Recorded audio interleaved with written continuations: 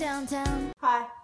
So it's been a couple weeks. I was gone. Most of you guys probably didn't even know I was gone. A lot of people in my subscription box will be like, sorry, I was on a break, and I'll be like, dang, I didn't even know you were on a break. My camera was broken. My camera is broken. I'm using my phone right now. I don't know. I have to do something other than just like wait for my camera to magically work again. Screaming baby, but if you were subscribing back in like January, so these are gonna be like the books that like, they were so good that I just have to recommend them. So the first one I'm gonna start off with, I read last year and it was my favorite book of last year, which is called Undomestic Goddess by Sophie Kinsella. And this was my first chick lit ever, and it was such a special moment in my life for me. And it's about this girl, she's like this top-notch lawyer, and she accidentally applies to be a housekeeper. And she's like learning new things. There's a romance involved, obviously it's a chick lit. And it was such a good book. I don't think me describing it does it justice. It was so good. Broken by Megan Hart is another really good one. I know I've talked about this one on my channel before. This one is for like kids, I would say above like the age of 16, because this one is like erotic type stuff. It's about this guy named Joe. Him and Sadie meet up at a park the first Friday of every single month, and every single month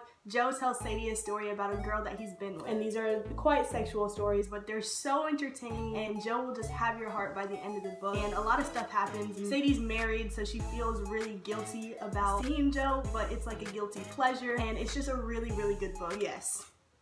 10 out of 10 recommend. My next recommendation is The Candy Makers by Wendy Mass. My sister recommended me this book. It sounded very interesting because it gave me like Charlie and the Chocolate Factory vibe. This is about these 4 kids that are competing to create the next big candy. Do you see that? Like, you see that, right? So their candy will be known worldwide. That's what we're doing. Got a text. So yeah, this is a middle grade book, the best middle grade book I've ever read in my entire life. Like, I didn't even know middle grade books can be that good. It has different point of views, so like the book is divided into like Daisy's point of view, Philip's point of view, Logan's point of view, and the other boys. Dang it. Miles' point of view. That's it. So yeah, you soon get to know that all of them are competing for different reasons. You just want to be on all of their sides by the end, and it's a really good vibe book, you know? I'm over here walking around in Barnes & Nobles, and my sister goes, bro, there's a Candy Makers sequel. So she shows me this book, and I had to pick it up. I was kind of scared because sequels kind of ruin books. I was like, what if I read this book and it's not going to be as good as the first book, because the first book was so freaking amazing. You can't really beat it. So I read this book. Oh my god, my favorite sequel ever. Not only was the first book good, but this book was just as good as the first one. Not only that, this book has magic in it.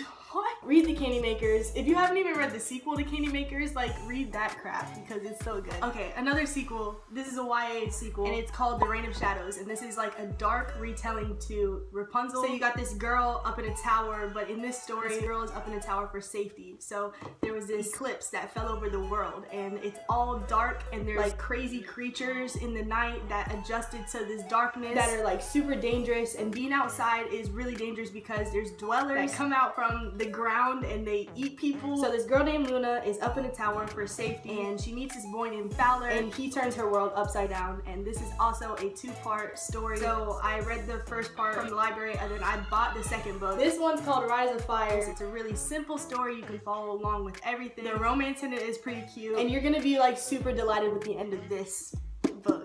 So read the sequel, because this book starts off exactly where the first book ended. Under a Painted Sky was pretty freaking good. It actually made like top 10 on the list for this year. This one is about a girl that is Chinese American. She's fleeing because she almost got raped by this guy, and she killed him, and she's like, whoa. So this African American slave girl was like, I'm coming with you because I don't want to be a slave anymore. So they're like, okay, we gotta disguise ourselves. They turn into guys, and while they're on this journey, they meet 3 cowboys, and they just have some really crazy adventures together. So much adventure, so much fun. It was amazing. For all my teenage girls out there, check out The Upside of Unrequited. This was like a really recent read of mine. It's about this girl named Molly with a twin sister named Cassie. Molly has had, I think it's like 26 unrequited crushes, so she's never been liked back by a boy. Molly's twin sister Cassie gets another girlfriend, and along with her girlfriend comes another friend named Will. This Will guy is charming and aesthetically pleasing, and Molly might be getting a crush on him. But then again, Molly just started a new job, and she meets her coworker named Reed. They hit it off and stuff like that, so maybe she could be crushing on him as well. And this is a really cute story, a really relatable story. It's definitely the funniest book I've read this year by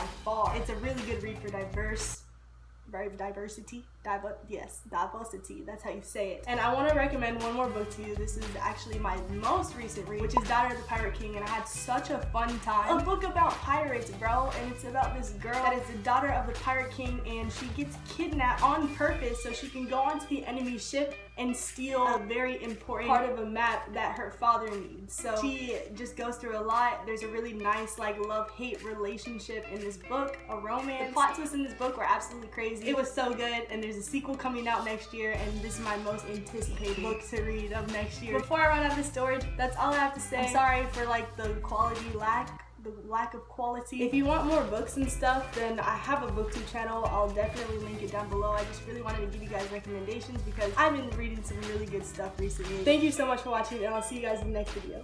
Peace. I'm gonna be a people person in the room of people. I'ma keep on running this shit. Let the games begin. A people person.